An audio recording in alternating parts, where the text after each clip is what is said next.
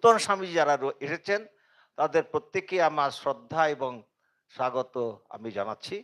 এবং আর দেরি না করে আমরা যার কথা শুনবো বলে, যার কথা আমরা শুনবো, যার জন্য আমরা অপেক্ষা করছি, তাকে আমি অনুরোধ করছি তিনি তার ভাষণ শুরু করেন। সবাইকে আবার নমস্কার জানিয়ে আমি আমার সংক্ষিপ্ত বক্তব্য শেষ করলাম। নমস্কার।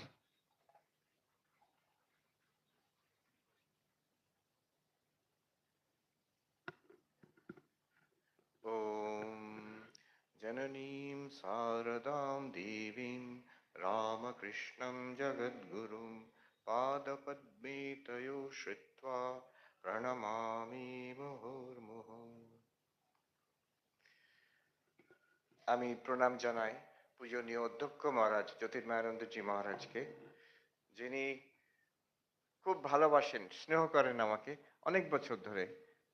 আমাদের জয়েনিং থেকে, যখন আমরা যোগদান দিয়েছি মঠে, তখন থেকে আমাদের দেখছেন, আমাদের ছোট অবস্থার থেকে খুব ভালোবাসা।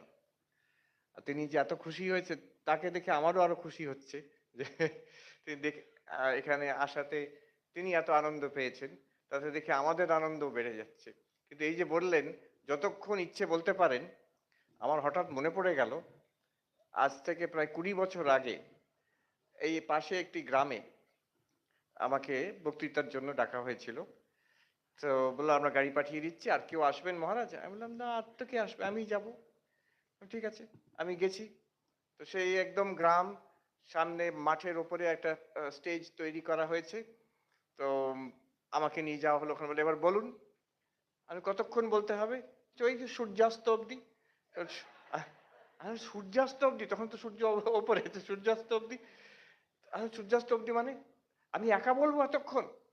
তখন বলছেন তাই জন্য জিজ্ঞেস করেছিলাম আর কেউ আসবেন কিনা, আপনি তো বললেন আর কেউ আসবে না। চিন্তা নেই, আমি এখন সে সূর্য সূর্য উদয় অবধি যে বলে যেতে হবে তা তা বলবো না আমি। এই মহাপুণ্য ভূমি, এখনই আমাদের প্রার্থনা হচ্ছিল প্রকৃতিম পরমাম। এটা স্তোত্র রচনা করেছেন স্বামী অভেদানন্দজি মহারাজ। আমি এখন যেখানে আছি, রামকৃষ্ণ মিশনের যে প্রথম পাশ্চাত্য সেন্টার, যেটি মঠ, Vedanta society of New York, Swami Vivekananda ওটা করেছেন 1894। 1893 আমরা সবাই জানি তিনি আমেরিকায় গেছিলেন, Chicago world parliament of religions, ওখানে বক্তৃতা, সেটা বিখ্যাত ব্যাপার। কিন্তু তার ঠিক পরেই নিউ ইয়র্কে আসেন। নিউ ইয়র্কের যারা বাসিন্দা তারা তাকে বলেছিলেন যে আপনি এখানে এসে বেদান্ত যোগ আমাদের শেখান। আর তাদেরই উৎসাহতে এই প্রথম Vedanta society of New York আরম্ভ হয়। তো সেইখানে পরবর্তীকালে স্বামী বিবেকানন্দ পরবর্তীকালে আরো পার্শ্বদরা ছিলেন। কিছুদিনের জন্য স্বামী শারদানন্দজি ছিলেন, মাস কয়েক। স্বামী তুরীয়ানন্দজি ছিলেন। কিন্তু তারপরে দীর্ঘকাল স্বামী অভেদানন্দজি সেখানে ছিলেন, 20 বছরের বেশি, মোর দেন 20 ইয়ার্স। আমাদের অনেক তার তথ্য আছে। তিনি প্রায় 17 বার আটলান্টিক ওশান ক্রস করেছেন ইউরোপে গিয়ে বেদান্ত প্রচারের জন্য। তখনকার দিনে তো জাহাজে যেতে হতো, জাহাজে 17 বার গেছেন।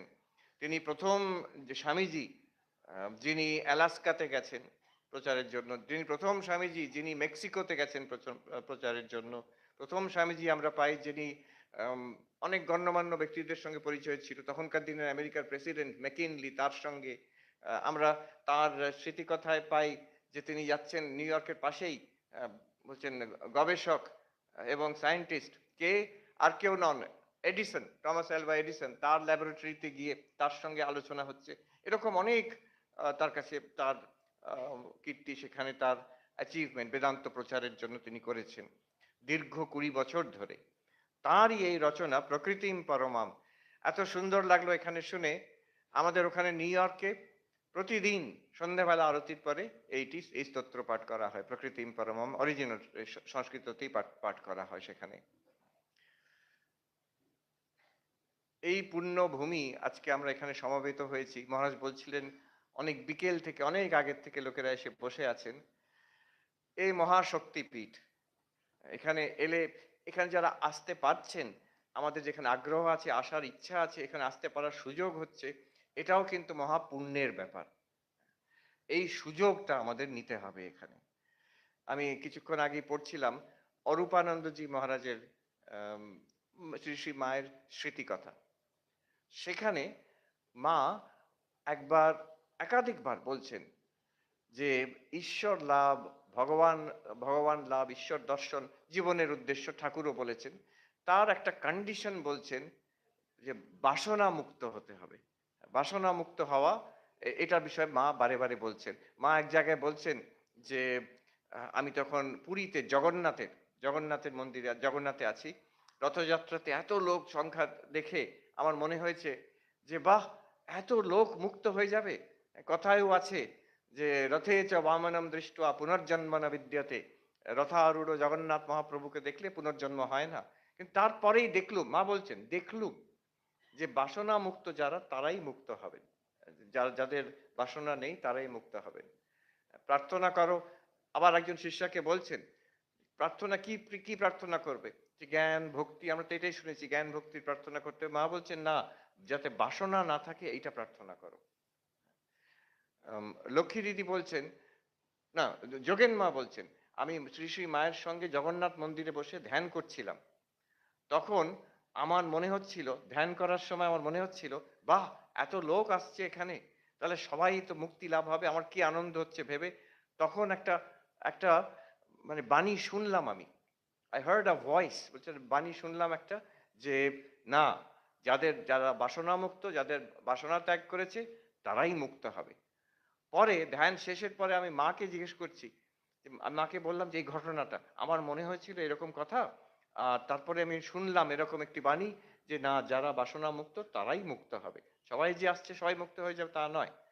মা তখন উনি বলছেন আমার মনেও ঠিক এই কথাটি উঠেছিল। ঠিক সেই সময় আমরা যখন ধ্যান করছিলাম এই কথাটি আমার মনে উঠেছিল, আর এই বাণীটি আমি শুনলাম। শ্রী শ্রী মায়ের কথা এই কথাটা আছে, এই যে বাসনা মুক্ত হওয়া। আবার কথামৃততে আমরা পাই শ্রী শ্রী ঠাকুর বারে বারে বারংবার বলছেন যে কাম কাঞ্চন ত্যাগ, কাম কাঞ্চন ত্যাগ, এই কথা বলছেন। এই বাসনা মুক্ত হওয়া আর কাম কাঞ্চন ত্যাগ এই দুটো কিন্তু এক জিনিস। ঠাকুরকে একজন জিজ্ঞেস করছেন মায়া কি বলুন। তো ঠাকুর এক জায়গায় বলছেন যে মায়া, আমরা যা দেখছি, যা যা দেখছো, যা ভাবছো সবই মায়া। তবে কি জানো যে কাম কাঞ্চন ত্যাগ করতে পারে সে মায়ার পারে চলে যায়। এই কথা বলছেন তিনি। ওই একটা জায়গা, আমি কেন এটা দিয়ে আরম্ভ করলাম, আমি যেখান থেকে আসছি তো সেখানে মানে তো পুরো ফিলোসফিটাই হচ্ছে যে এই কাম কাঞ্চন, এই বাসনা পূর্তিটাই হচ্ছে জীবনের উদ্দেশ্য। যত বাসনা বাড়িয়ে চলো আর তাকে পূর্ণ করে চলো। বাসনা পূর্ণ করলে কি হয়, বাসনা থাকলে কি হয়? Only two possibilities, only two possibilities. হয় হবে ফ্রাস্ট্রেশন, নাহলে ডিসঅ্যাপয়েন্টমেন্ট। যার বাসনা অনেক আছে, পূর্ণ হলো না, আমি যা চাইছি পেলাম না জগতে, ফ্রাস্ট্রেশন হবে, পেলাম না, এই যদি পেতাম এটা। আর যদি পেয়ে গেলাম আরো মুশকিল, তখন হবে ডিসঅ্যাপয়েন্টমেন্ট, যে পেলাম এতে তো তৃপ্তি হলো না। স্বামী বিবেকানন্দ এক জায়গায় বলছেন, do not desire anything, for you will get it. আমরা ভাবি কামনা বাসনা থাকলে তো মন অশান্ত হবে, এগুলো পেছনে ছুটে লাভ কি? স্বামীজি বলছেন না, যা চাইবে তা পাবে, আর যা পাবে যখন পাবে তাতে ফেঁসে যাবে। তাই জন্য বলছেন do not desire anything, for you will get it. এইখানে ঠাকুর মার যে ভাব, ঠাকুর মা স্বামীজির ভাব অত্যন্ত উচ্চ ভাব। ধর্মের একটা বিশাল প্রসার আছে, বাসনাপূর্তিও ধর্মের মধ্যে। বলছে দ্বিবিধ বেদোক্ত ধর্ম, প্রবৃত্তি লক্ষণ নিবৃত্তি লক্ষণ আছে। শ্রীকৃষ্ণও বলছেন যে যারা আমার ভক্ত চার রকমের, যারা কিছু চায় অর্থার্থী, আমার টাকা পয়সা হোক, আমার সম্পত্তি বাড়ুক, আমার প্রসপেরিটি এটা হোক, সেও আমার ভক্ত, অর্থার্থী। আবার বলছেন যে আত্ম, যে যার কিছু চাই না কিন্তু বিপদে আছে সে, অনেক দুঃখ কষ্ট। একটা কথা আছে, দেয়ার আর নো এথিস্টস ইন দ্য ট্রেঞ্চেস। যুদ্ধের সময় ট্রেঞ্চের মধ্যে সেখানে কেউ নাস্তিক নয়, সবাই যখন ঈশ্বরে প্রার্থনা করে মৃত্যু সামনে যখন, আত্ম, সে ঈশ্বরকে চাইছে না, সে বিপদ থেকে মুক্তি চাইছে। শ্রীকৃষ্ণ বলছেন সেও আমার ভক্ত। আবার এক কাঠি উপরে আছেন জিজ্ঞাসু, যে চাইছেন তার কিছু চাই না, তার কোনো বিপদও নেই, ভালোই আছে। কিন্তু সে চায় যে ঈশ্বর কি আছেন? ভগবান কি আছেন? ঠাকুর এখান থেকে গিয়ে দক্ষিণেশ্বরে তার যে এই যে মাটির প্রতিমা বা এই প্রস্তরের প্রতিমা পুজো করছি, এটা কি শুধু পাথর নাকি জ্যান্ত? নাকি এখানে সত্যিই মা আছেন? এই হচ্ছে জিজ্ঞাসা। স্বামী বিবেকানন্দ, নরেন্দ্রনাথ দত্ত তখনকার দিনে কলকাতায় ঘুরে ঘুরে বেড়াচ্ছেন আর জিজ্ঞেস করছেন মানুষকে, যারা বড় বড় ধর্মের যাজক, প্রচারক, দার্শনিক, হ্যাঁ, আপনি কি ঈশ্বরকে দেখেছেন? এই হচ্ছে জিজ্ঞাসা। আমি জাগতিক কিছু চাই না। আমি কোনো যে আমার দুঃখ কষ্ট আছে তার থেকে মুক্তি চাইছি তাও নয়। কিন্তু আমি জানতে চাই ঈশ্বর আছেন কিনা, ভগবান আছেন কিনা, জীবনের শেষ পর্যন্ত উদ্দেশ্য কি, এইটা আমি উপলব্ধি করতে চাই। এটা হচ্ছে স্পিরিচুয়াল সিকার, জিজ্ঞাসু। এর উপরে আছে জ্ঞানীচ, যিনি তার জ্ঞান লাভ হয়ে গেছেন, যিনি সিদ্ধ হয়ে গেছেন, তিনিও ভক্ত। তো এই ৪ রকমের ভক্ত। যে মানুষ ভগবানের কাছে কিছু চাইছে, এই এত বড় বড় মন্দির, মসজিদ, মানুষ যাচ্ছে এখানে গির্জাতে, তারা কি সবাই ভগবান লাভের জন্য যাচ্ছে, ব্রহ্মজ্ঞানের জন্য যাচ্ছে? না। তাদের অনেক বাসনা আছে, তাদের অনেক দুঃখ কষ্ট আছে জীবনে, সেগুলো পূর্ণ করতে চায় তারা। তারা যাতে এই দুঃখ কষ্ট থেকে মুক্তি পায়, বাসনা পূর্তি হয়। এতে দোষ নেই, এতে দোষ নেই। শ্রীকৃষ্ণ নিজেই বলছেন এরাও ভক্ত, এরাও ভক্ত। কিন্তু এটা মুশকিল, এইটুকুই মুশকিল হলো যে এতে এইটুকুই মুশকিল হলো যে এই এই চক্রতে ফেঁসে থাকবে। মা বলছেন এই বাসনার জন্য দেহ থেকে দেহান্তর হয়, যেন একটা খোল থেকে নিয়ে আরেকটা খোলে ঢুকিয়ে দিল। যতক্ষণ বাসনা মুক্তি না হবে ততক্ষণ এই জন্ম মৃত্যু চক্র চলতে থাকবে। তো এই বাসনা মুক্তির জন্য এই বড় উচ্চ ভাব। এখানে কিন্তু যে ধর্ম অর্থ কাম ও মোক্ষ, ধর্ম অর্থ আছে, ধর্ম অর্থ কাম আছে, কিন্তু এটা এখানে যারা আসে, যারা আকৃষ্ট হয়, এরা সবাই মুমুক্ষু, এরা মুক্তিকামী, এরা ঈশ্বরকে চায়, ভগবানকে চায়। এটা অতি উচ্চ ভাব। অনেক জায়গায় এটা বুঝতে পারে না, ভারতবর্ষে বুঝতে পারে। ত্যাগের ভাব, ভগবান লাভ, ঈশ্বর দর্শন, এগুলো সম্ভব, এগুলো জীবনে পাওয়া যায়। এটা আমাদের দেশে হাজার হাজার বছর ধরে। এটা অন্য দেশে গেলে, অন্য কালচারে গেলে তখন আমরা বুঝতে পারি যে এই দিস কন্ট্রাস্ট, যে এটা যেটা স্বাভাবিকভাবে হাজার হাজার লোক এখানে মেনে নিতে পারে, ঈশ্বর আছেন, ভগবান আছেন, আত্মজ্ঞান হয়, ব্রহ্মজ্ঞান হয়, মুক্তি বলে একটি জিনিস আছে, সেটা অন্য দেশে এই কালচারটা নেই। কিছু সাধক আছে সব জায়গায়, সব ধর্মের মধ্যে এই কথাটা আছে, কিন্তু বেশিরভাগই হচ্ছে যে এই বাসনা পূর্তির জন্য। আমি জাগতিকভাবে বাসনা পূর্তি করছি এবং আধ্যাত্মিকভাবে মানে ঈশ্বরকে ধরে, ভগবানকে ধরে, তিনি যাতে আমি যেগুলো চাই সেইগুলো। এই যে বাসনা পূরণ করা এই ধর্ম আর এই আধ্যাত্মিকতার মধ্যে তফাৎটা কি? ধর্ম অর্থ কাম একদিকে আর মুক্তি আরেক দিকে, তফাৎটা কি? এটাকে এইভাবে বলা যায়, god for my life and my life for god. God for my life and my life for god. God for my life মানে কেমন? যেমন আমাদের জীবনের সুবিধের জন্য অনেক কিছু আছে।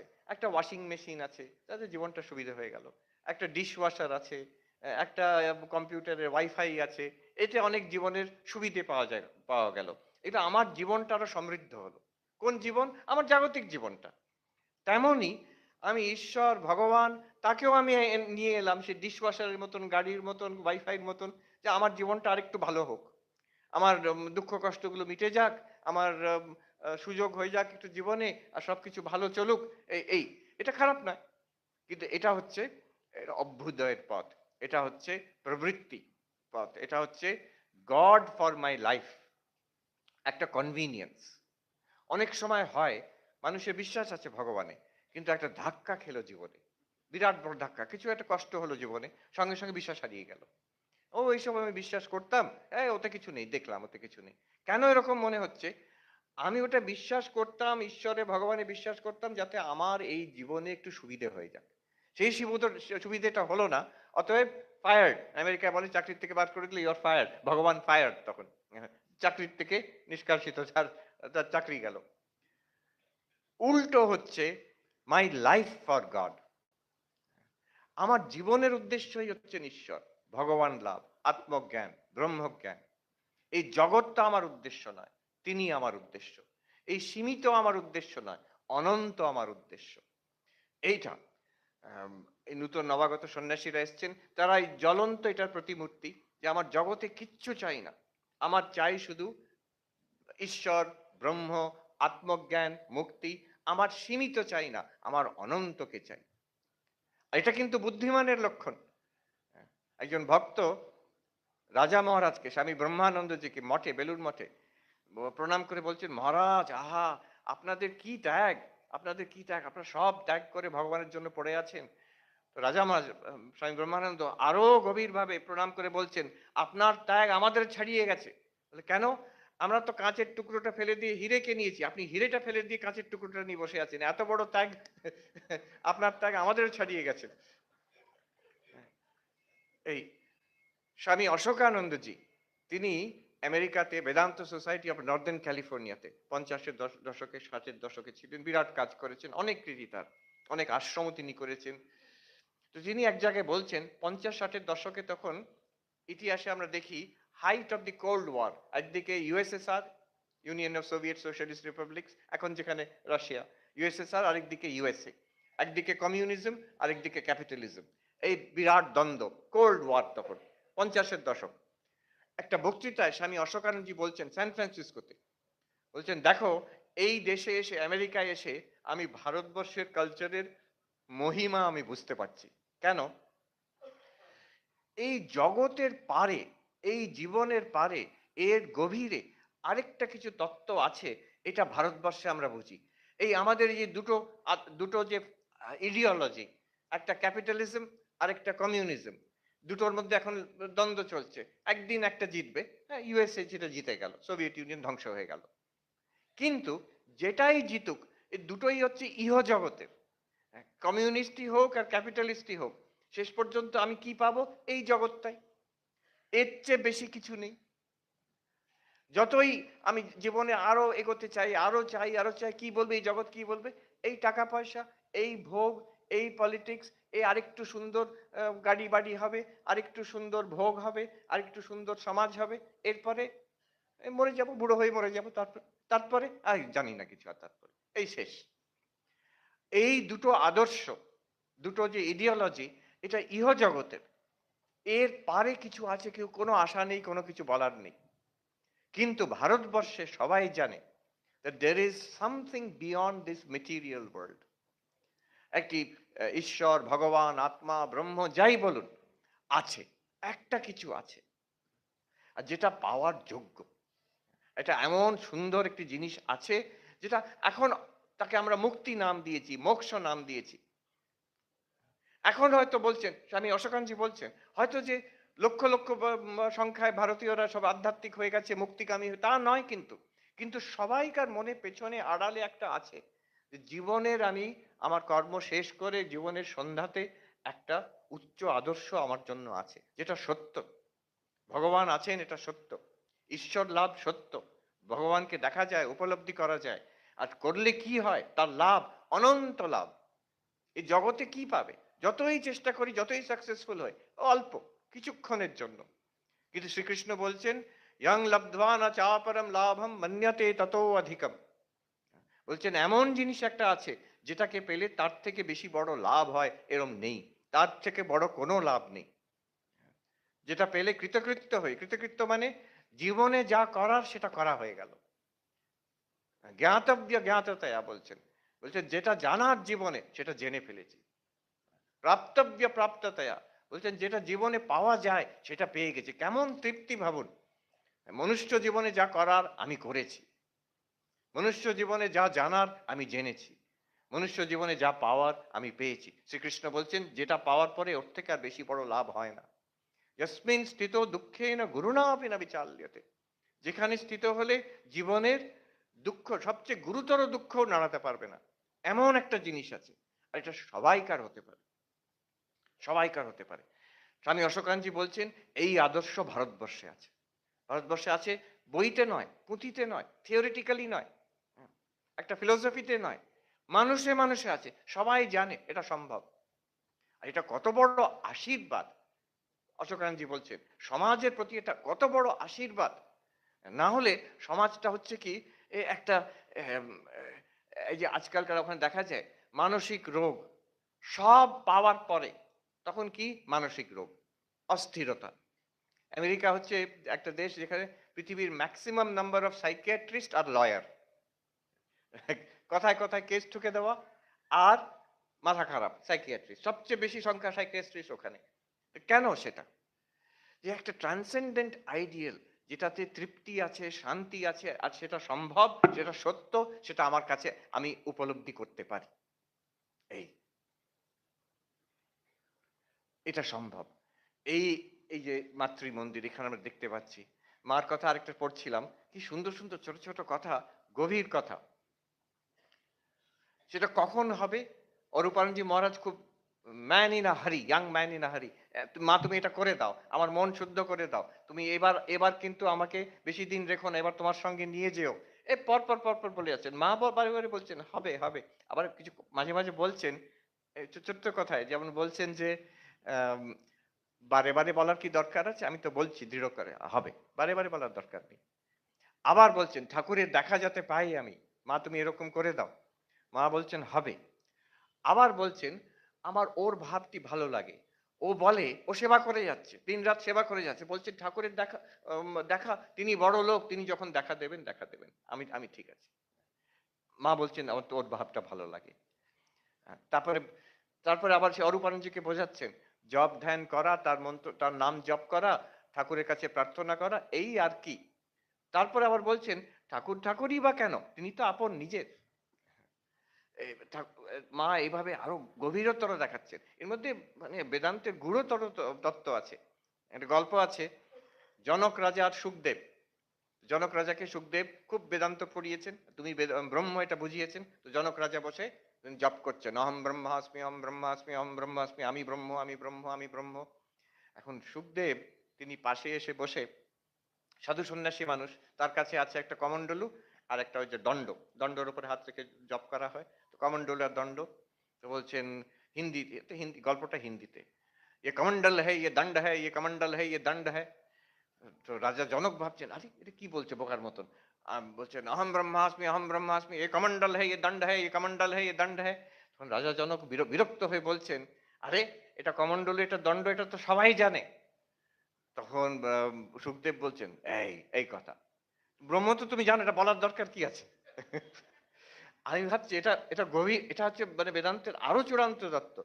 মা কি মিষ্টি ভাবে কথাটা বলে দিলেন, ঠাকুরকে ডাকা, ঠাকুরের নাম করা, এই তো বলে তারপরে বলছেন আবার ঠাকুর ঠাকুরই করা বা কেন, তিনি তো আপনজন, তিনি সর্বত্রই আছেন। এই যে আমাকে দেখা দিতে হবে, সেও হয়, সেও হয়।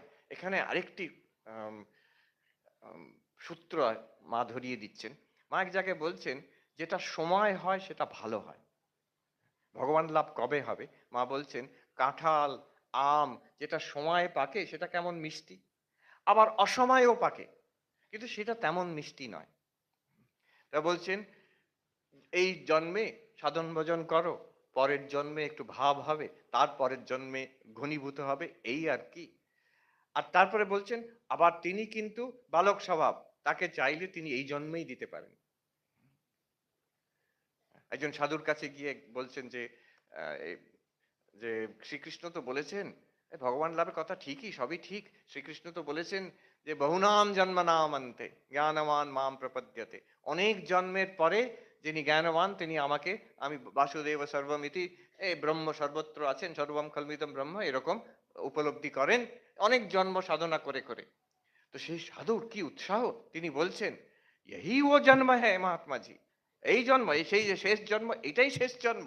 আমাদের ভাব এইরকম রাখতে হবে যে বহু জন্ম পরে আমি এখন সাধনা করবো, তা না। মার কাছে আবদার করলে যদি চাই, যদি চাই, আর যদি ঘুরপাক খেতে চাও তাহলে সেটাও আছে ওপেন। স্বামীজি বলছেন টেক ইউর টাইম, জন্ম জন্মান্তর ঘোরো।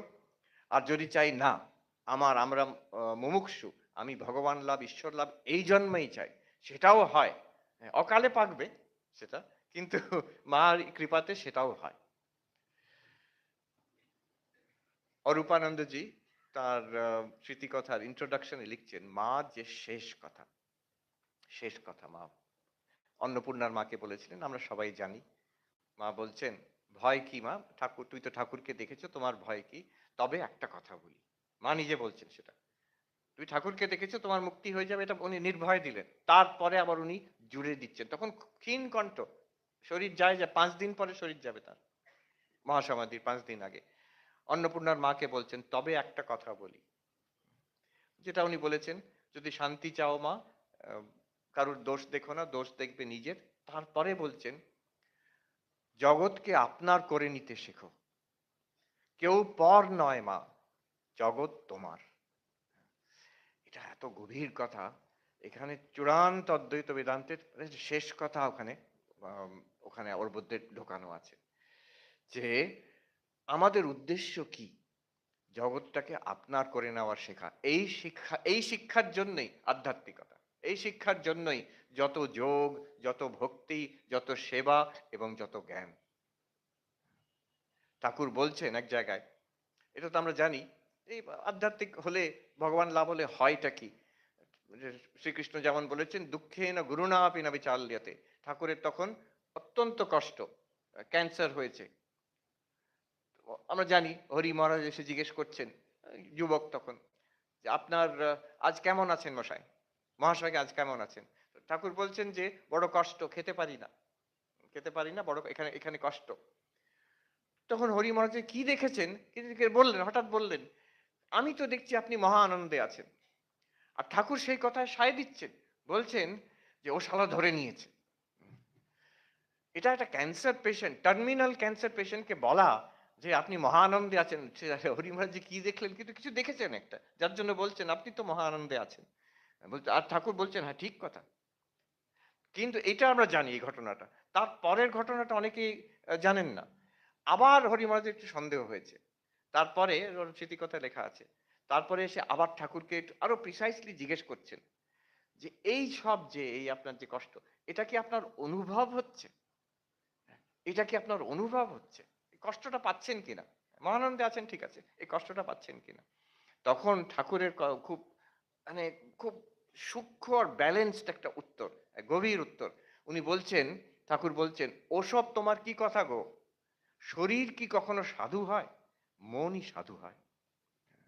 তার মানে শরীরের রোগ শোক জ্বালা এগুলো সব থাকবে, যেমন ছিল তেমন তেমন থাকবে। শরীরের গতিতে শরীর যাবে, কিন্তু মন সাধু হয়। আত্মা ব্রহ্ম ঈশ্বর, তাকে তো আর স্পিরিচুয়ালাইজ করার দরকার নেই। সচ্চিদানন্দ ঠিক, তাকে আর কি করবেন?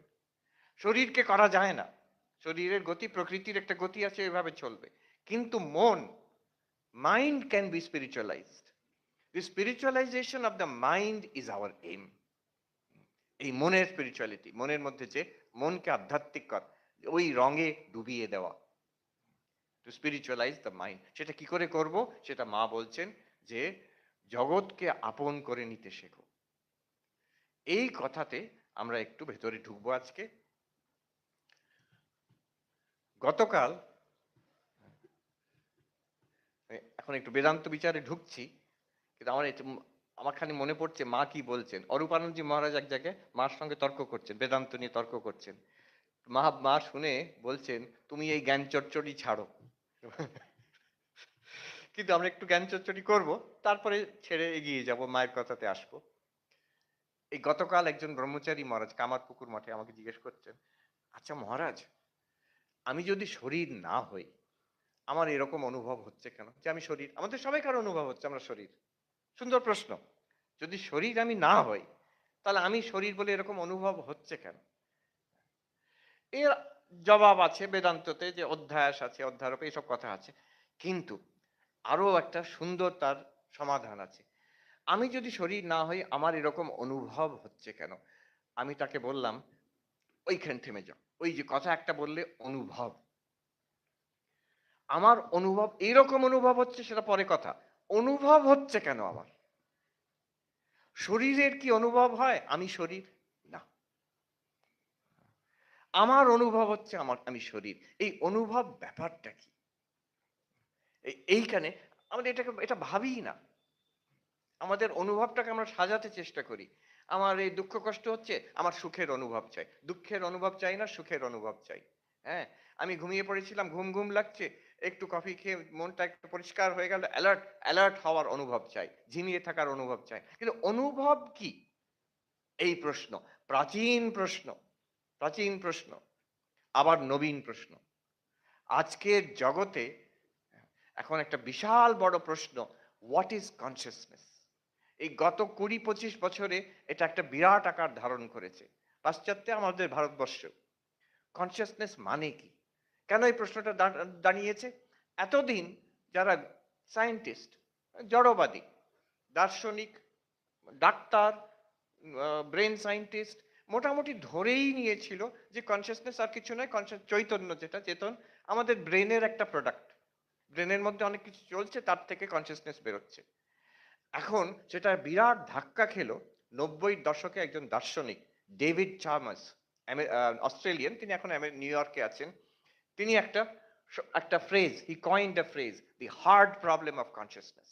হার্ড প্রবলেম অফ কনসিয়াসনেস মানে কি? যে ব্রেনের মধ্যে তো অনেক কিছু চলছে, এটা আমরা দেখতে পাচ্ছি, কিন্তু ওই যে চলে ওখান থেকে কনসিয়াসনেস তৈরি হচ্ছে, কনসিয়াসনেস বেরোচ্ছে, সেটা তো দেখতে পাচ্ছি না আমরা। আমরা ব্রেনের মধ্যে কি দেখতে পারি? কিছু ইলেকট্রোকেমিক্যাল অ্যাক্টিভিটি, কিছু নিউরোকেমিক্যাল অ্যাক্টিভিটি। ব্রেন স্ক্যান করে, এফএমআরআই স্ক্যান করে কিছু ইলেকট্রিক্যাল অ্যাক্টিভিটি নিউরনের চলছে, এই অবধি।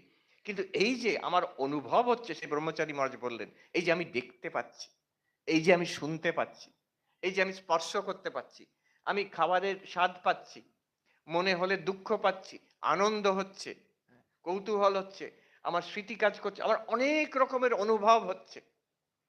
এই অনুভবটা তো আমরা ব্রেনের মধ্যে স্ক্যান করে কোথাও পাচ্ছি না। দের ইজ আ গ্যাপ, এটাকে বলে এক্সপ্লেনেটরি গ্যাপ।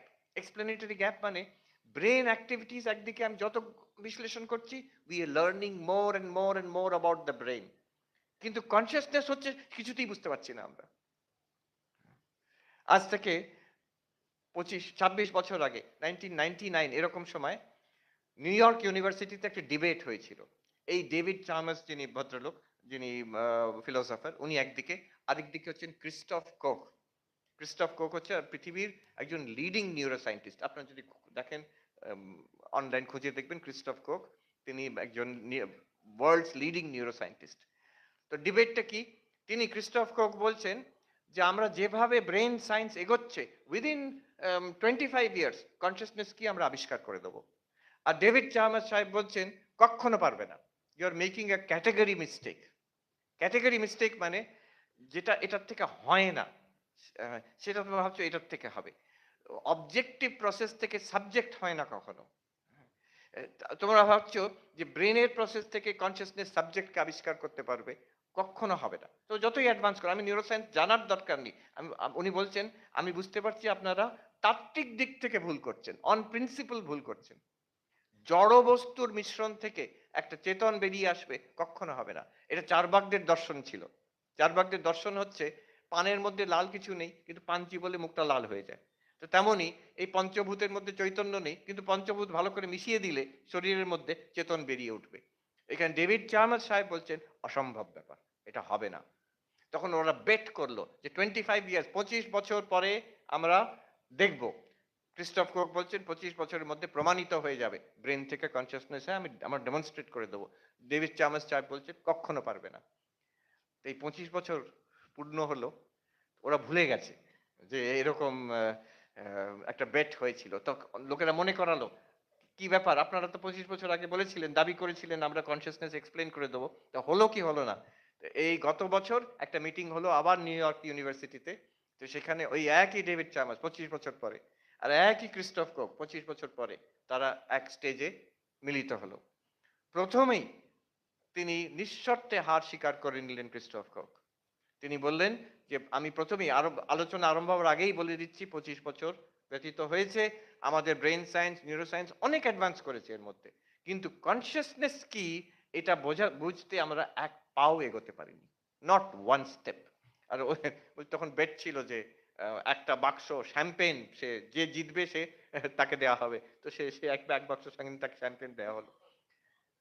এই ক্রিস্টফ কোক, যিনি নিউরো সায়েন্টিস্ট, ডেভিড চার্মার্স, তার সঙ্গে আমার আলাপ, পরিচয়, তারপরে কিছুদিন আমি কাটিয়েছিলাম, 4-5 দিন ইটালিতে ভেনিস নামক শহরে গত বছর একটা conference towards a new theory of consciousness, Chaitanya কি করে হয়, তো একটা থিওরি।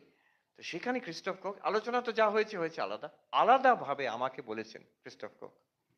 তিনি বলতেন, তিনি আমাকে বললেন, until a few years ago I was a materialist. আমার ধারণা ছিল যে মেটেরিয়াল প্রসেস থেকে কনসিয়াসনেস হয়, কিন্তু এখন I am not so sure. আমি আপনার বেদান্ত মেনে নেবো এটা কিন্তু নয়, কিন্তু এটা আমি open now, I am open now too for a non material theory of consciousness, যে জড়ত থেকে চৈতন্য হয় এটা আমি আর মানতে পারছি না এখন, আর এটা আমরা প্রমাণিত করতেও পারলাম না, আর এটা সম্ভব এটাও আমি আর মানতে পারছি না। Who is saying this? বেদান্তবাদী কেউ নয়, ফিলোসফার কেউ নয়, যিনি পৃথিবীর সেরা লিডিং নিউরোসায়েন্টিস্ট, তিনি বলছেন। ইন্টারেস্টিং, মানে ওই একবার সেখানে ইটালির ওই ভেনিসে শহরে একটা খ্রিস্টান মনাস্ট্রি, 12th সেঞ্চুরি, 800 বছর, প্রায় 1000 বছর পুরনো মনাস্ট্রি, সেটার বাগান সেটা খুলে দেওয়া হলো। সেখানে বলা হলো যে এই যে দার্শনিক, তারপরে যে সায়েন্টিস্ট, এরা এখানে বেড়াবে আর আলোচনা করবে চৈতন্য কি, কনসিয়াসনেস কি, এই নিয়ে আলোচনা করবে, পাবলিককে ঢুকতে দেওয়া হবে না। তার মধ্যে আমাকে ইনভাইট করেছিল, আমি তখন বেড়াচ্ছি। একজন, তিনি হচ্ছেন, অনেকে জানেন, গুগল যারা ব্যবহার করেন একটা এআই আছে, জেমিনাই বলে। তো জেমিনাই যিনি আবিষ্কার করেছেন, তার যে হেড, উনি আমেরিকাতে ওখানে, তো তিনি ছিলেন। তার সঙ্গে আমার তুমুল ঝগড়া। তিনি বলছেন এআই কে আমি কনসিয়াসনেস করে দেখিয়ে দেবো, কনসিয়াস করে দেখিয়ে দেবো। আমি বলছি আপনি পারবেন না, এটা on principally it's not possible. এই নিয়ে খুব ঝগড়া চলছে। ইতিমধ্যে এসে পৌঁছলেন পৃথিবীর একজন লিডিং কোয়ান্টাম থিওরিস্ট, কার্লো রোভেলি। আপনারা যদি খুঁজে দেখেন, ইটালিয়ান কোয়ান্টাম থিওরিস্ট, খুব সুন্দর সুন্দর বই লিখেছেন। তার কথা শুনলে আপনি অবাক হয়ে যাবেন। তিনি বলছেন যে আমাকে লোকে বলতো, আপনি এই যেসব যা কথা কথা বলছেন কোয়ান্টাম থিওরির বিষয়ে, বিশ্ব ব্রহ্মাণ্ড কি এ বিষয়ে বলছেন, আপনি কখনো নাগার্জুন পড়েছেন? আমি ভাবতাম এই নাগার্জুন কে? উনি ইটালিয়ান, ও ইংরেজিও ভালো জানেন না, আর ইন্ডিয়ার বিষয় জানা তো খুব কিছুই প্রায় নয়। তো বলছে, একবারে আমি তারপরে খুঁজে খুঁজে বার করলাম নাগার্জুনের মূল ও মধ্যমক কারিকা, তার ইংলিশ অনুবাদ পড়ে। বলছে উনি উনি লিখেছে দিয়েছেন এটা। বলছে আমি অবাক হয়ে গেলাম যে ভারতবর্ষের প্রায় 2000 বছর আগে নালন্দা বিশ্ববিদ্যালয়, হ্যাঁ, সেখানে দার্শনিক, বৌদ্ধ সাধু, দার্শনিক নাগার্জুন, উনি যে কথা বলছেন বিশ্ব ব্রহ্মাণ্ডের বিষয়, আজকে আমি কোয়ান্টাম থিওরি 21st সেঞ্চুরির যে লেটেস্ট ইন্টারপ্রিটেশন দিচ্ছি, একেবারে হুবহু এক কথা। তিনি বলছেন না যে 2000 বছর আগে নাগার্জুন কোয়ান্টাম থিওরি জানতেন, তা নয়। বলছে তা নয়, কিন্তু তার যে ওয়ার্ল্ড ভিউ, তার জগতের বিশ্ব ব্রহ্মাণ্ডের এই রিয়ালিটির বিষয়ে যে understanding, it is the same understanding that we are coming to again today. বলছি এটা কি করে হতে পারে, অবাক। স্বামী বিবেকানন্দের কথা আমার মনে পড়ে গেল ওনার কথা শুনে। স্বামী বিবেকানন্দ বলছেন এই প্রশ্নগুলো, কনসিয়াসনেস কি, রিয়ালিটি কি, দিজ আর এনশিয়েন্ট কোয়েশ্চেন্স। প্রাচীন যুগ থেকে সেই প্রশ্ন উঠে আসছে, and again we must ask this questions in our time. আমাদের সায়েন্সের যুগ, আবার আমরা নতুন ভাবে এই প্রশ্ন করব। আবার স্বামীজি বলছেন, it is not that the answers were not found, answers were found. উপনিষদের যুগে প্রশ্ন করা হয়েছে, আর উপনিষদের যুগেই তার জবাব পাওয়া গেছে। কিন্তু উনি বলছেন, as the centuries rolled by the answers gained strength. আবার আবার এই প্রশ্ন তোলা হয়েছে, চৈতন্য কি, জগৎ কি, আমি কে, হু অ্যাম আই, এই প্রশ্ন তোলা হয়েছে। আবার যে answer, we have rediscovered the answer, and the answer has gathered strength. কিভাবে? যেমন আমি ভাবছিলাম কিভাবে গ্যাদার্ড স্ট্রেংথ, সেই উপনিষদেরই কথা। তারপরে উপনিষদের যুগের পরে এলো দর্শনের যুগ, হ্যাঁ, ন্যায়, বৈশেষিক, সাংখ্য, যোগ, বৌদ্ধ দর্শন, তাদের সৌত্রান্তিক, বৈভাষিক, বিজ্ঞানবাদী, যোগাচার বিজ্ঞানবাদী, মধ্যমক শূন্যবাদী, জৈন দর্শন এবং বেদান্ত দর্শন, এই সব দর্শন এসে একই একই যে প্রশ্ন, who am I, what is all this, সেটাকে আবার সেই উপনিষদের তত্ত্ব, কিন্তু এবার দার্শনিক যুক্তি তর্ক দিয়ে নতুন সিস্টেম দাঁড় করিয়ে আরো প্রসারিত করলো। The answers, same answers, same insights have gathered new strength because ওই ফিলোসফি এসে গেল। আজকের যুগে আমরা এটা আবার দেখছি। আজকের যুগ নিউরোসায়েন্সের যুগ, আর্টিফিশিয়াল ইন্টেলিজেন্সের যুগ, কোয়ান্টাম থিওরির যুগ। একটা প্রশ্ন হতে পারে, অদ্বৈত বেদান্ত তো প্রাচীন জিনিস, আমরা তো জানি এটা কমপ্লিট, আর এগুলো এখানে কোয়ান্টাম থিওরি আর আর্টিফিশিয়াল ইন্টেলিজেন্স বলার কি দরকার আছে? না, দরকার আছে। একটু ভেবে দেখুন, সেই নাগার্জুন, সেই শঙ্করাচার্য, সেই কুমারিল ভট্ট, তারা যদি আজকে থাকতো, would they not be interested? তাদের যে প্রতিভা আমরা দেখতে পাচ্ছি তাদের লেখাতে, তারা নিশ্চয়ই খুব ইন্টারেস্টেড হতেন এই নূতন ভাবে এই জিনিসটাকে। একই জিনিস স্বামী বিবেকানন্দ বলছেন, একই সত্য আবার আসবে, সেই তত্ত্বমসি, সেই অহম ব্রহ্মাস্মি আসবে, কিন্তু আবার নূতন ভাবে, with gathered, with greater force, gathering strength as it rolls down the centuries. সেই উপনিষদের সত্য, তারপরে দার্শনিক তার উপরে একটা লেপ পড়লো, তারপরে আজকের যুগের সায়েন্সের consciousness studies, artificial intelligence, quantum theory, এইগুলোর তার সাপোর্ট পাবে। নূতন ভাবে আমরা আরো আরো গভীর ভাবে বুঝবো, একই তত্ত্বকে আবার নূতন ভাবে বুঝবো, গভীর ভাবে বুঝবো। এই অনুভব কি, সে ব্রহ্মচারী মহারাজ জিজ্ঞেস করছেন, এরকম অনুভব কেন হচ্ছে? আমি বললাম, অনুভবটা কি ভেবে দেখুন। আজ থেকে হাজার হাজার বছর আগে কেন উপনিষদে প্রশ্ন করছেন, কেনেশিতম পততি প্রেষিতম মন, কেন প্রাণ প্রথম প্রীতি যুক্ত, কেনেশিতাম বাচমিমাম বদন্তি, চক্ষু শ্রোত্রম গৌদেব ইউনক্তি। এই যে আমি দেখছি, কি করে দেখছি? আমি শুনছি, কি করে শুনছি? আমি ভাবছি, এটা কি করে ভাবছি? এটা, এই অনুভবগুলো আমার কি করে হচ্ছে? এই অনুভবের প্রশ্ন। এখন এই প্রশ্নটা আরো কত বড় হয়েছে, বা- বা, নূতন আকার ধারণ করেছে। গত বছর সান ফ্রান্সিসকো গেছি, আমাদের ওখানে একজন মহারাজ, স্যাক্রামেন্টোর মহারাজ, শ্রমিক মহারাজ, ঈশ্বর ধ্যানানন্দজি মহারাজ বললেন, মহারাজ আপনাকে একটা জিনিস আমি দেখাবো, চলুন। যেখানে ড্রাইভারলেস কার, গাড়ি চলছে, কোনো ড্রাইভার নেই। তো আমাকে উনি বসালেন, সে গাড়িতে মধ্যে বসিয়ে বলে, আপনি সামনে বসুন, আমি পেছনে বসছি। গাড়ি এসে গেল, মোবাইলে যেমন আপনারা উবার আর ওলা ডাকেন, ঠিক ওইরকম চলে এলো গাড়িটা, কিন্তু কোনো ড্রাইভার নেই। এবার আমরা ভেতরে বসলাম, বললাম আপনি সামনে বসুন, দেখুন এটা উপভোগ করুন কিভাবে চলছে, স্টিয়ারিং চলছে, সবই চলছে, কিন্তু কোনো ড্রাইভার নেই। বসতেই গান আরম্ভ হয়ে গেল, অরূপ সায়রী লীলা লহরী। সেটা আবার কি করে হলো, সেটা সিলেক্ট করা যায়, আপনি যে কোনো গান সিলেক্ট করতে পারেন, সে গান বাজাবে সেটা। কিছুক্ষণ সান ফ্রান্সিসকো ঘোরালো, ঘুরিয়ে তারপরে আমাদের যেখানে যেতে চাইছি ওখানে নামিয়ে দিল। নামিয়ে দেওয়ার পরে ওই মহারাজ বললেন, এবার আমি চ্যাট জিপিটিকে বলছি একটা কবিতা রচনা করো, যে দুজন সন্ন্যাসী সান ফ্রান্সিসকোতে একটা ড্রাইভারলেস কারে ঘুরে এলেন। চ্যাট জিপিটির সঙ্গে সঙ্গে কবিতা, লম্বা সুন্দর কবিতা। চ্যাট জিপিটি বলছে, এটা কি মায়ার খেলা, যেখানে ড্রাইভার শূন্য গাড়ি, তার মধ্যে দুজন সন্ন্যাসী ধ্যানস্থ বসে আছেন, তারা ঘুরে বেড়াচ্ছেন যে সান ফ্রান্সিসকোতে। চ্যাট জিপিটি, আর সেই কবিতা আমার কাছে এখন আছে। আমি বললাম, কি যুগেই না আমরা বাস করছি, গাড়ি কিন্তু তার ড্রাইভার নেই, কবিতা কিন্তু কবি নেই। এই দেখুন, এখানে ব্যাপারটা সূক্ষ্মভাবে দেখবার মতন। সে গাড়ি চলছে, সে কিন্তু তার সেন্সর আছে, ড্রাইভার যেমন চালায় দেখতে পাচ্ছে, সে এক অর্থে দেখতে পাচ্ছে। সে একটা ডিসিশন নিচ্ছে, ড্রাইভার যেমন ভাবছে এখন ব্রেক ব্রেক কষবো নাকি বাঁদিকে ঘোরাবো না ডান দিকে ঘোরাবো, ইউ মেক আ ডিসিশন, সে গাড়িও তো ডিসাইড করছে, সাধারণ হিউম্যান ড্রাইভার থেকে ভালো চালাচ্ছে আরো। কিন্তু একটা বিরাট তফাৎ আছে, একটা হিউম্যান ড্রাইভার আর একটা যে ওই ওয়েমো ড্রাইভারলেস কার, যেটা বিরাট তফাৎ। সে দেখা দেখ, এক অর্থে সে দেখছে, সে শুনছে, সে চিন্তা করছে, ডিসিশন নিচ্ছে, except one difference, there is one big difference. কি ডিফারেন্স? সে চেতন নয়। আপনি ড্রাইভার, আপনি যখন গাড়ি চালাচ্ছেন আপনি কিন্তু চেতন। আপনি যখন দেখছেন আপনার একটা অনুভূতি হচ্ছে, তার কোনো অনুভূতি হচ্ছে না, it's a completely mechanical process, completely. তার কোনো অনুভূতি হচ্ছে না। সে যখন চিন্তা করে একটা ডিসিশন করছে, চিন্তার কোনো অনুভূতি ভেতরে হচ্ছে না। সেটা একটা প্রসেস, এটা মেকানিক্যাল প্রসেস, সেটা যারা আর্টিফিশিয়াল ইন্টেলিজেন্স নিয়ে কাজ করে তারা বুঝিয়ে দিতে পারে যে কিভাবে সেটা হচ্ছে। This এই আজকের যুগে এই প্রশ্ন কিন্তু আরো ক্ষুরধার, আরো শার্প হয়ে গেছে। প্রশ্নটা শার্প কি করে হয়েছে? যে যে যে জিনিসটা আমরা ভাবতাম চেতনের ধর্ম, আমি চিন্তা করতে পারি, আমি একটা কবিতা লিখতে পারি, আমি একটা আঁকতে পারি, একটা সিনেমার অভিনয় করতে পারি, এই প্রত্যেকটা জিনিস এখন আর্টিফিশিয়াল ইন্টেলিজেন্স করে দিচ্ছে। গল্প লিখতে বলুন গল্প লিখে দিচ্ছে, কবিতা লিখতে বলুন কবিতা লিখে দিচ্ছে, সব করতে পারছে। যেটা মানুষের মন যেটা করতে পারে সেটা আর্টিফিশিয়াল ইন্টেলিজেন্স এখন করে দিতে পারছে, except one thing, it is not conscious.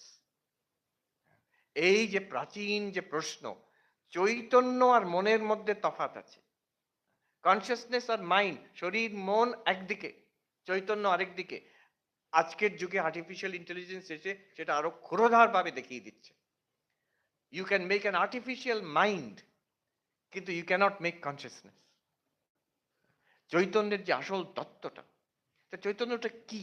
Chaitanya আমরা এখন দেখতে পাচ্ছি যে চৈতন্যের ধর্ম একটাই, ধর্ম তার স্বরূপ একটাই, অনুভব মাত্র পরম ব্রহ্ম। যে অনুভব আমাদের হচ্ছে, এই this experience of seeing, hearing, smelling, testing, touching, thinking, imagining, remembering, enjoying, suffering, দুঃখ কষ্ট পাচ্ছি, সেটাও তো অনুভব। এই সব অনুভবের পেছনে এক প্রকাশ, এক সত্তা, একটি আলো আছে। সেইটাই হচ্ছে আমার আসল স্বরূপ। এটা তখনকার দিনে উপনিষদের যুগে বলে বলে দিয়েছে। This consciousness different from the body, different from the mind. এই যে আবিষ্কার হাজার হাজার বছর আগে, একটি বইতে একজন প্রফেসর বলছেন, এভান টমসন, এই কনসিয়াসনেস স্টাডিজ আজকের নতুন সাবজেক্ট নয়, এটা 5000 বছর পুরনো সাবজেক্ট। এটা হচ্ছে ভারতবর্ষে আম, যে ঋষিমুনিদের উপনিষদ নামক যে গ্রন্থ, তাতে প্রথম এটা কনসিয়াসনেস স্টাডিজ আরম্ভ হয়। এমন তিনি বলছেন, সেই প্রফেসর এভান টমসন তার বইতে বলছেন, these Upanishads are so significant in the history of human thought that our history should be dated not with AD and BC, but before Upanishad and after Upanishad. আমরা হয়তো বলতে সাহস করি না, সাহেব যখন বলেছেন ঠিকই বলেছেন। বলছেন যে উপনিষদ এত ইম্পর্টেন্ট, সিগনিফিকেন্ট আমাদের যে চিন্তার ইতিহাসে, আমাদের যে আমরা ক্যালেন্ডার করি, before Christ, after Christ, BC আর এডি করি, বলছেন তার থেকে নয়, তার থেকে বরং আরো উচিত উচিত ছিল করা বিফোর উপনিষদ আর আফটার উপনিষদ। এটা হচ্ছে এত significant breakthrough in human thought. Practically সম্ভব নয়, বিফোর উপনিষদ একটা পার্টিকুলার ডেট পাওয়া যাবে না, কিন্তু the point is well taken that Upanishads are so significant in the history of human thought. এই হচ্ছে একটা বিশাল আবিষ্কার যে চৈতন্য কিন্তু শরীর মন থেকে আলাদা। আমাদের আসল স্বরূপ হচ্ছে চৈতন্য। মন আছে, শরীর আছে। সেই ব্রহ্মচারী মহারাজের প্রশ্নের জবাব, আমার এই যে আমি যদি শরীর নই, মন নই, তাহলে এটা এরকম অনুভব কেন হচ্ছে? অনুভব কেন হচ্ছে? আমি চেতন বলি, চেতন বলেই আমার অনুভব হবে, চেতন মানেই অনুভব হবে। কি অনুভব হবে সেটা পরের কথা, অনুভবের যে বিষয়টা আলাদা, কিন্তু প্রথমে হচ্ছে চেতন। এবার এক ধাপ এগোচ্ছে, এই একই কথা শ্রীকৃষ্ণ বারে বারে বলছেন গীতাতে। প্রথমে দ্বিতীয় অধ্যায়তে আত্মা অনাত্মা বিবেক করে যে আমি আত্মা, চৈতন্যটা দেখালেন। তারপরে প্রকৃতি, পরা প্রকৃতি, অপরা প্রকৃতি করে আবার দেখালেন। তারপরে আবার ত্রয়োদশ অধ্যায়তে ক্ষেত্র ক্ষেত্রজ্ঞ বিভাগ যোগ করে আবার দেখালেন। এই চৈতন্যকে বলছেন আমি ক্ষেত্রজ্ঞ, এই শরীরটা হচ্ছে ক্ষেত্র বলেই শ্রীকৃষ্ণ বলছেন ক্ষেত্রজ্ঞম চাপি মাম বিদ্ধি সর্বক্ষেত্রেষু ভারত। প্রথম ধাপ হচ্ছে আমি চৈতন্য। দ্বিতীয় ধাপ হচ্ছে চৈতন্য কতগুলো, শরীর তো অনেক, চৈতন্য কতগুলো? বলছেন শ্রীকৃষ্ণ সেখানে বলছেন শরীর অনেক, মন অনেক, ক্ষেত্র অনেক, কিন্তু ক্ষেত্রজ্ঞ এক। এই নিয়ে বিরাট যুক্তিতর্ক, একদিকে সাংখ্য, ন্যায়, বৈশেষিক সব একদিকে, আর বেদান্ত আরেকদিকে, যুক্তিতর্কের মধ্যে আছে। আচ্ছা, এক জায়গায় এখানে একটা আমরা একটু স্টপ করে ভাবি এর লাভটা কি হচ্ছে। এসব চুলছেড়া বিচার করে বিশাল লাভ আছে, এটা বিশাল লাভ। এই যে ওই ব্রহ্মচারী মহারাজের প্রশ্ন, আমার এরকম অনুভব কেন হচ্ছে আমি যদি শরীর নই, মন নই? অনুভবের যে রহস্যটা বুঝতে পারলে, আমার অনুভব কেন হচ্ছে, যেহেতু আমি চেতন, যেহেতু আমি চৈতন্য, তাই জন্য আমার অনুভব হচ্ছে। এই এই বাক্সটার অনুভব হয় না, এই ফোনটার অনুভব হয় না, এআই আর্টিফিশিয়াল ইন্টেলিজেন্সেরও অনুভব হয় না, যদিও সে সব কাজ করতে পারে যেটা এই শরীর করতে পারছে, এই মনও করতে পারছে, কিন্তু তার অনুভব হয় না। আমার অনুভব হচ্ছে যেহেতু আমি চৈতন্য। এবার এখানে একটা দারুণ ব্যাপার, যে জিনিসের ধর্ম সেটাকে সেখানে, ঠাকুর সবসময় চাইতেন যে জিনিসটা যেটা যেখানে রাখার কথা সেটা সেখানে রাখতে। একবার দক্ষিণেশ্বরে একদল ছেলে, ও সন্ধ্যেবেলা উনি একটা ফল কাটা হবে, ছুরিটা চাই, যে শিষ্যকে বলছেন গিয়ে দেখো ওই ওই গাছের তলায় কিছু ফল কাটা থাকবে, তার ফলের যে খোসা আছে তার তলায় ছুরিটা পাবে। তো গিয়ে খুঁজে বলে ঠিক ছুরি পাওয়া গেছে। বলে, আপনি জানলেন কি করে? তো আমি জানি তো, সকালবেলা একদল পিকনিক করতে এসেছিল, তো তার মধ্যে এসে আমার কাছ থেকে ছুরিটা চেয়ে নিয়ে গেল। বলে, আমি দেখলাম এত চঞ্চল, আমি জানি সে, ওকে বললাম তুমি ফেরত দিয়ে যাবে, আমি জানি সে ফেরত দেবে না। সে ওই ওই সেই ফলের খোসা ছাড়িয়ে তার মধ্যে ওখানে ছুরিটা ভুলে এসছে। যে জিনিসটা সেই জিনিসটাকে যেখানে রাখার কথা সেখানে রাখা, এটা কিন্তু এর মধ্যে আর বিরাট বেদান্তের তত্ত্ব লুকিয়ে আছে। যে বস্তু যার ধর্ম সেই সেই বস্তুতে থাকবে। শরীর, শরীরের ধর্ম শরীরে থাকবে। আচ্ছা, এই ফুলটা লাল, আমি দেখছি, আমি জানলাম ফুলটা লাল, তার মানে আমি লাল হয়ে গেলাম তা নয়। ফুলটা সাদা, এই তার মানে আমি সাদা হয়ে গেলাম তা নয়। এই লাল রংটা এই ফুলেই রইলো, সাদা রংটা এই ফুলেই রইলো। তেমনি আমি চেতন, শরীরের অনুভব হচ্ছে, এবার শরীরের ধর্ম শরীরে থাকবে, সেটা নিজের ওপরে চাপিয়ে নিতে নেই।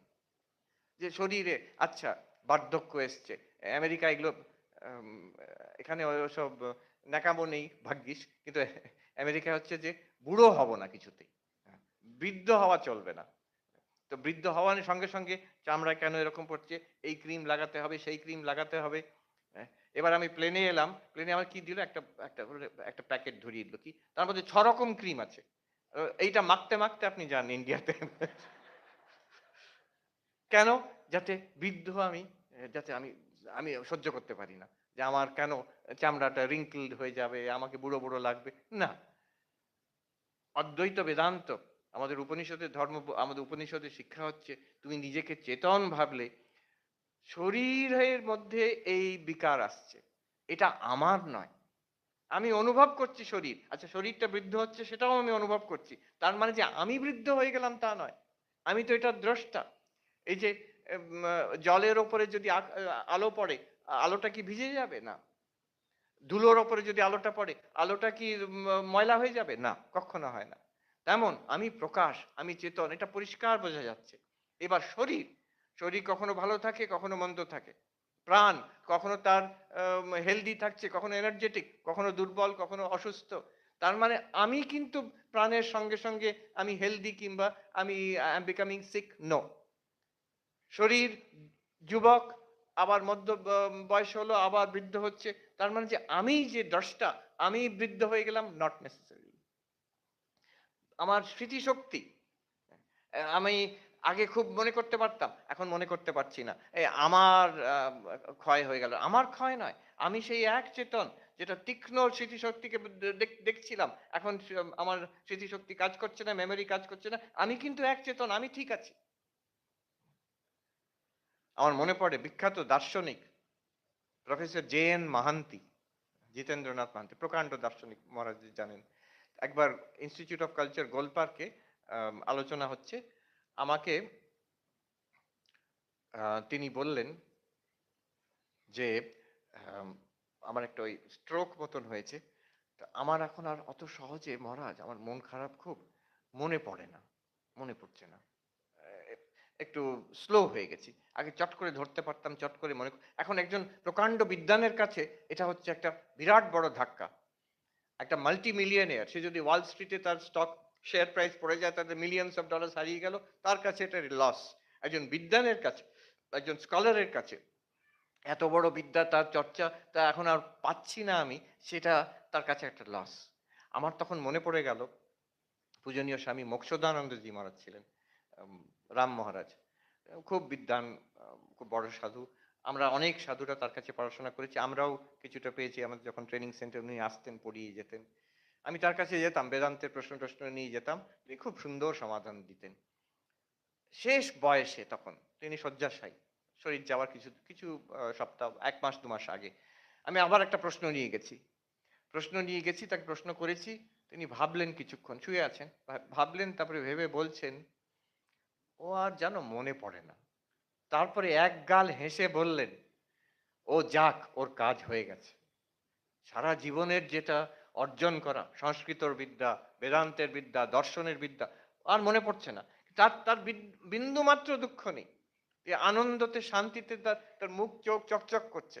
তো এই গল্পটা আমি বললাম আমাদের প্রফেসর মাহান্তিকে। তিনি এটা মাথায়, হি ইজ ভেরি লাকি। এই এই হচ্ছে আসল বিদ্যার উদ্দেশ্য, দর্শনের উদ্দেশ্য হচ্ছে এইটা, যে এক সময় চলে গেলেও আমি বলতে পারবো, ও যাক, ওর কাজ হয়ে গেছে। আমি ওটার উপরে নির্ভর আমি নই। আমার বেদান্ত জ্ঞান স্মৃতির উপরে নির্ভর নয়, বেদান্তের উপরেও নির্ভর নয়। যত্র বেদা অবেদা ভবন্তি, এমন একটা স্থিতিতে পৌঁছে যাব। আমি পরিষ্কার দেখছি যে জিনিসটা যেখানকার সেটা সেখানে থাকুক, শরীরের কষ্ট শরীরে থাকুক।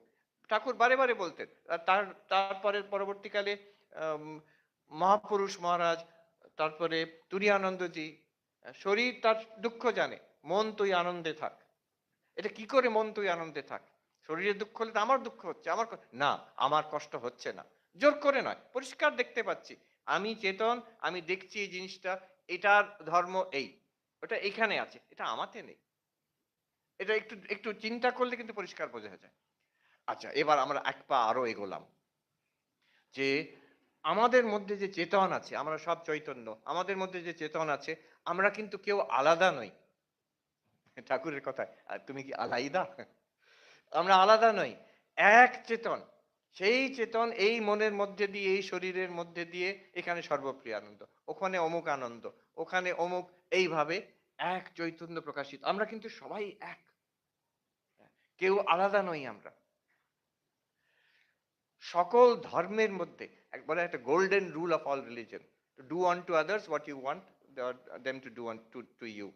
যে অন্যদের কাছ থেকে যা ব্যবহার আমরা অপেক্ষা করি, তাদের সঙ্গে ওই রকম ব্যবহার করতে হবে। It's a golden rule of ethics. এটা গীতাতেও আছে, যে আত্মোপম্যেন সর্বত্র। সেই যোগী হচ্ছে বড় যোগী, যে নিজের মতন সবাইকে দেখে, অন্যদের, আমার কষ্ট যেমন তার কষ্টও তেমন, আমার যেটাতে কষ্ট পাচ্ছি সেও কষ্ট পাচ্ছে। তো এইভাবে দেখাটা। ইউনাইটেড নেশনসে, নিউ ইয়র্কে হেডকোয়ার্টার আছে ইউনাইটেড নেশনস, সেখানে 3 তলায় এক জায়গায় পাথরে এই কথা লেখা আছে, the golden rule of all religions, to do unto others what you would have them do to you. এটা বাইবেলেরও কথা, অন্য অন্য সব ধর্মে, গীতাতেও আছে। কিন্তু একমাত্র বেদান্তেতে এটার রেশনাল পাওয়া যায়, এটার লজিকটা পাওয়া যায়। আমি অন্যকে কেন ভালোবাসবো, অন্যের সেবা কেন করব? আনসার ইন বেদান্ত হচ্ছে, সে অন্য নয় তো, সে তো তুমি নিজেই। আমার এই শরীরে কষ্টটাকে আমি যদি নিবারণ করতে চাই, এখানে খিদেটাকে আমি খাবার দিয়ে নিবারণ করতে চাই, আমিই তো সেখানে আছি। তার কষ্টটাও কিন্তু আমারই কষ্ট, তার দুঃখটাও কিন্তু আমার দুঃখ। এই দেখুন, this is the basis of ethics. বিরাট বড় মানে এটা সাবজেক্ট, যে আমি ভালো কেন হব, why should I be good, সত্য কথা কেন বলবো, অন্যদের কল্যাণ কেন করব, ঠিক পথে কেন চলবো, আমার সুবিধে হলে আমি তো ধান্দা, অনেক কিছু ধান্দা করতে পারি, অনেক রকম গোলমাল করতে পারি, পুলিশ না ধরলেই হলো। কেন করব? দ্য ফাউন্ডেশনস অফ এথিক্স, এটা একটা বিরাট বড় সাবজেক্ট। আমার, আমি মানে কয়েক মাস ধরে পড়াশোনা করেছি, প্রফেসর অমর্ত্য সেন, আমরা সবাই নাম জানি, তিনি হার্ভার্ড ইউনিভার্সিটিতে পড়াচ্ছেন কোর্স অন এথিক্স। কেন মানুষ ভালো কেন হবে, এর কিন্তু কোনো আনসার নেই। অনেক আনসার আছে, কোনোটাই স্যাটিসফ্যাক্টরি নয়। সে ইউটিলিটেরিয়ান থিওরি বলুন, টেলিওলজিক্যাল থিওরি বলুন, ডিঅন্টোলজিক্যাল থিওরি, কত গালভরা নাম আছে, প্রত্যেকটার গোলমাল আছে প্রত্যেকটা থিওরিতে। একমাত্র এই বেদান্তের উপরে বেস করে যে আমরা এক, আমরা আলাদা নই, অতএব এথিক্স, অতএব মোরালিটি। এই এথিক্স, এটা is based on the oneness of all existence. বেদান্ততে একমাত্র স্যাটিসফ্যাক্টরি সলিউশন আছে, এটা অন্য কোথাও নেই। তো অতএব আমরা এক, এটা শ্রীকৃষ্ণ বলছেন, ক্ষেত্রজ্ঞম চাপি মাম বিদ্ধি সর্বক্ষেত্রেষু ভারত। এই সব শরীর মনের মধ্যে চৈতন্য এক। অনুভব কেন হচ্ছে? চেতনের জন্য। চেতন কটা? একটাই। এবার আবার আরেক ধাপ এগিয়ে যায়। আচ্ছা, চেতন তো এক, কিন্তু যেটা জড়, এই যে এই বিল্ডিং, কাঠ, পাথর, ইট, এই মায়ের কথা মনে পড়ে যায়। একজন এইখানেই ওই পুরোনো বাড়িতে ঝাড় দিয়ে ঝাঁটাটাকে ছুঁড়ে ফেলে দিল। মা বলছেন যে, অমন কেন, অমনটি করছো কেন, ওটাকে নিজের ঠিক জায়গায় রাখো, ওরও তো একটা মর্যাদা আছে। ওই ওই যে ঝাড়ুটা, তারও একটা মর্যাদা আছে। এই যে একটা respect, not only for living beings, মার প্রত্যেক মানুষের আমি আজকেই পড়ছিলাম, মা বলছেন এমন দয়া হয়, আমি দয়ায় বিহল হয়ে যাই, নিজেকে ভুলে যাই, আমি নিজেকে ভুলে যাই, শুধু মানুষের জন্য নয়। আজকেই বলছিলেন যে মার কাছে এখানে যে বেড়ালগুলো থাকতো, সেই পাশের বাড়ি যেত, আমার মা ডাকতেন, আয় তোরা খেয়ে যাও, ওখানে ওরা এই যে পাঁচিলটা ডিঙিয়ে চলে আসতো খেতে, সে বেড়ালটিই হোক, গরুটিই হোক, তোতা পাখিটিই হোক, প্রত্যেক জীবের প্রতি, এবং শুধু জীব নয়, যেগুলো জীব নয়, যেগুলো জড় বস্তু, তার প্রতিও মার যে যে রেসপেক্ট, যে ভালোবাসা, আন্তরিকতা, সেগুলো আসছে কোত্থেকে? এই একত্ববোধ থেকে। হ্যাঁ, তারা আমার, জগৎটা কেউ পর নয়, তারা সবাই নির্বিশেষে, যে যেমন হোক, যে আমার সঙ্গে যে যেমন ব্যবহারও করুক, সে কিন্তু আমার, এরা সবাই আমার, এই সব কিছু আমার। এই যে এবার এইখানে এগোচ্ছি যে জড় বস্তুটাই বা কি, এই কথাটা বলে আমি গুটিয়ে নেব। চৈতন্য এক, চৈতন্যতে আমরা কি দেখছি? জগৎ দেখছি, কিন্তু জগৎ সংসারটা কি? এখানে বেদান্তের একটা গূঢ় তত্ত্ব, খুব সূক্ষ্ম তত্ত্ব। তত্ত্বটা এই: যখন অধিষ্ঠান জড় হয়, তখন কার্যকারণ, তখন পরিণাম হয়। একটা জড় বস্তু চেঞ্জ হয়ে আরেকটা জড় বস্তু হয়। অধিষ্ঠান যখন জড় হয়, জড় বস্তু চেঞ্জ হয় আরেকটা জড় বস্তু। একটা বীজ আছে, সেখান থেকে অঙ্কুরিত হয়ে এই গাছ হয়ে গেল, পরিণাম হয়ে গেল, তার চেঞ্জ হয়ে গেল। কিন্তু যখন অধিষ্ঠান চেতন হয়, তখন পরিবর্তন হয় না, তখন বলছেন বিবর্ত হয়, দেখা দেয় অন্য রূপে। আমি এটাকে আরেকবার বলছি: জড় অধিষ্ঠানে পরিণাম হয়, কার্যকারণ সেখানে আছে। কিন্তু অধিষ্ঠান যদি চেতন হয়, তখন বিবর্ত হয়, দেখা দেয়, পরিণাম হয় না। চেতন চৈতন্য, চৈতন্যই রয়ে গেল। এটা খুব শুনতে খুব মনে হচ্ছে যে কি ব্যাপার বলছি, কিন্তু আমাদের সবাইকার অভিজ্ঞতা। আমরা রাত্রিরে শুয়ে পড়ি, যখন স্বপ্ন দেখি, মনের মধ্যে স্বপ্ন দেখছি আমরা, আমরা জানি না স্বপ্ন, সকালে উঠে দেখলাম ও কিছুই হয়নি, ও সব স্বপ্ন। যা দেখেছি, যে মানুষগুলো দেখেছি, যে কাণ্ডগুলো হয়েছে স্বপ্নতে, সবই মনের দেখা গেছিল, কিছুই হয়নি। চৈতন্য যেমনই আছে তেমন, তার মধ্যে মনের এই খেলা হলো, অ্যাপিয়ারেন্স। ঠিক তেমনই এই এখনই যে আমরা চেতন, আমরা যে চৈতন্য সর্বত্র, আমরা এখানে আমরা আছি, এই জগৎকে অনুভব করছি, এই শরীরকে অনুভব করছি। এই জগৎটা কি, এই শরীরটা কি? এই চৈতন্যই দেখা দিচ্ছে অচেতনের মতন, এই চেতনই জড়ের মতন দেখা দিচ্ছে, এই আত্মাই অনাত্মার মতন দেখা দিচ্ছে। এই এক কনসিয়াসনেস, এই ম্যাটার, এনার্জি, টাইম, স্পেসের মতন পরিণত নয়, চেঞ্জ নয়, দেখা দিচ্ছে এই রূপে। এটা অদ্বৈত সিদ্ধান্ত। চেতন, চৈতন্য, without any change, it can appear as this universe. অতএব আমরা দাঁড়ালাম কি দুটো পয়েন্টে: চৈতন্য, আমরা চৈতন্য, আর চৈতন্য এক, সেই অর্থে আমরা সবাই এক। দ্বিতীয়, এই চৈতন্যতে যা আমরা দেখছি, জীব জগৎ এবং আমাদের শরীর, সেই ব্রহ্মচারী মহারাজের প্রশ্ন, আমি যদি শরীর নই, তাহলে আমার এরকম কেন অনুভব হচ্ছে? কেন অনুভব হচ্ছে? যেহেতু তুমি চেতন, চেতন মানেই অনুভব হবে। আর এই শরীর রূপে কেন অনুভব হচ্ছে? চেতনই এই শরীর রূপে দেখা দিচ্ছে, চেতনই এই জগৎ রূপে দেখা দিচ্ছে। এখানে একটা মানুষ নেই, একটা পিঁপড়ে পর্যন্ত নেই যেটা চৈতন্য থেকে আলাদা। এক চৈতন্যই এত লক্ষ লক্ষ কোটি কোটি রূপে দেখা দিচ্ছে। চৈতন্য নিজে অপরিবর্তনশীল, কিন্তু যে যে দেখা দিচ্ছে, appearance keeps changing, without changing itself, it appears to change. এখন এসে গেল সেই একত্বতে, অদ্বৈততে, এই চৈতন্যের অদ্বৈত। চৈতন্য এক, অদ্বিতীয়, এছাড়া কিছু নেই, অথচ দেখা দিচ্ছে এই জগৎ, জীব জগৎ রূপে।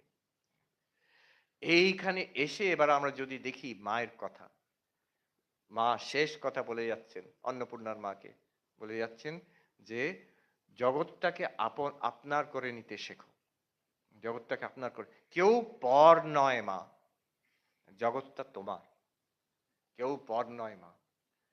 মা তুমিই চৈতন্য, তুমিই চেতন, তুমিই আত্মা, তুমিই ব্রহ্ম, আর তুমি দেখছো এই সব রূপে। এটা অনুভব কি করে করব, এটা জীবনে কি করে নামাতে হবে, এটা কিন্তু তার জন্যই এই শিক্ষা। মা বলছেন যে নিজেকে এটা শিখতে হবে, জগৎকে কি করে আপন করে নিতে। শুধু একটা কথার কথা তো হলো, কিন্তু এটা শেখার জন্য জ্ঞান, ভক্তি এবং কর্ম, সেবা আর ধ্যান, এই চারটে, এই হচ্ছে শেখা, মানে এইটা, এটাই হচ্ছে ট্রেনিং। ট্রেনিং হচ্ছে এই আমরা আলোচনা যেগুলো করলাম, এগুলোকে জ্ঞান যোগ বলে। কিন্তু এটাকে স্থিরভাবে এটাকে ধরে রাখা, মনে, এটা হচ্ছে ধ্যান যোগ, রাজযোগ। এবং সেই চৈতন্যকে ভক্তি করা, তিনি সর্বরূপে আছেন, তিনি ঈশ্বর রূপে আছেন, তিনি ঠাকুরের রূপে আছেন, তিনি মায়ের রূপে আছেন, সেই সর্বব্যাপী চৈতন্য ওই রূপে ওখানে জল জল করে বসে আছেন। এবং তিনি জীব জগৎ রূপে আছেন, সেটা তার প্রতি ভক্তি। আর তিনি যখন জীব জগৎ রূপে আছেন, শিবজ্ঞানে জীব সেবা, এখন পরিষ্কার বোঝা যাচ্ছে কি বলতে চাইছেন ঠাকুর। শিবজ্ঞানে জীব সেবা, জীব শিব ছাড়া আর কিছু নন, সেই চৈতন্য ছাড়া কিছু নয়। এই হচ্ছে নিজেকে শেখানো, জগৎটাকে কি করে আপন করে নিতে হয়। The underlying truth of non duality. মায়ের কথা একেবারে চূড়ান্ত অদ্বৈত কথা, কিন্তু দর্শনের ভাষায় নয়, খুব মিষ্টি আপনজনের ভাষায়। তার এফেক্টটা একই, তার এফেক্টটা একই। আর সেটা much more accessible, much more acceptable to everybody. এখানে যে, তাই জন্য মা বলছেন অরূপানন্দজিতে, তুমি ওই জ্ঞান চচ্চড়ি ছাড়ো। মানে, কিন্তু মায়ের কথা যদি আমরা নিয়ে নিই, আরেকটি কথা, সেটা মা হয়তো পছন্দ করতেন না, যেটা বলছেন সময়ে হবে, কিন্তু আমরা যদি আবদার করি, এটাও ঠিক, তাড়াতাড়ি হবে। হয়তো অকালে পাকবে, কিন্তু তাড়াতাড়ি হবে। মার কাছে যদি আবদার করি, এই তার আশীর্বাদে, ঠাকুরের আশীর্বাদে, মায়ের আশীর্বাদে, স্বামীজির আশীর্বাদে, এই আমাদের চেতন। আহ, ঠাকুরের তো একটাই আশীর্বাদ ছিল, তোমাদের চৈতন্য হোক। চৈতন্য হোক মানে কি? বোধে বোধ হোক। বোধে বোধ হোক মানে কি? এই যে আমরা এই তত্ত্ব, অদ্বৈত তত্ত্বের আলোচনা করলাম, এক চৈতন্য,